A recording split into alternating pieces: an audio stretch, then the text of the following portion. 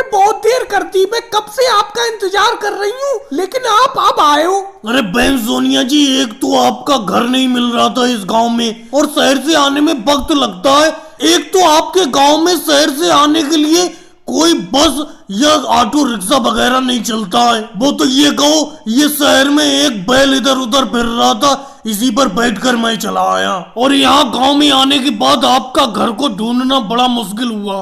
लेकिन मोदी डॉक्टर साहब, मैंने आपसे कह दिया था कि गांव के पूरब में सबसे पहला मकान मेरा ही है, लेकिन आप फिर भी इधर उधर गांव में घूम रहे थे। एक तो मुझे इस बैल से डर बहुत लग रहा है, इस बैल को अलग खड़ा करो, इसके सींग बहुत बड़े बड़े हैं, कहीं ये बैल मारने ना लगे। अरे बहन सोनिया जी, आप भी अजीब बात करती हो। ये जानवर है, जानवर को जितना ज्यादा प्यार करोगे वो भी अपनों को उतना ही प्यार करेंगे। ये तुम्हें क्यों मारेगा? इसे किसी पागल कुत्ते ने थोड़ी काटा है।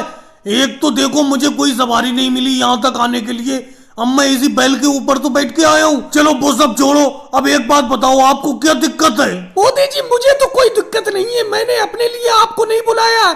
ये देखो, नीचे उतर के आओ इस बैल से।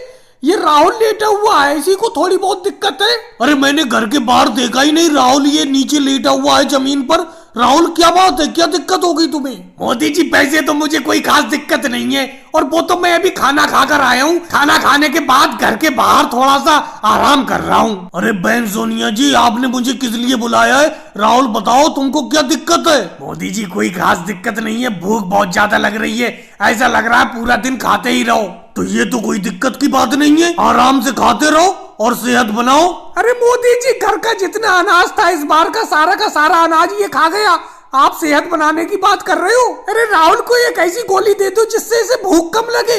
ये इतना खाना खा रहा है कि सारा का सारा घर का राशन खा गया। मम्मी जी, आपको मेरे खाने से बहुत दिक्कत रहती है, अगर मैं ज्यादा खाता हूँ तो क्या हो गया?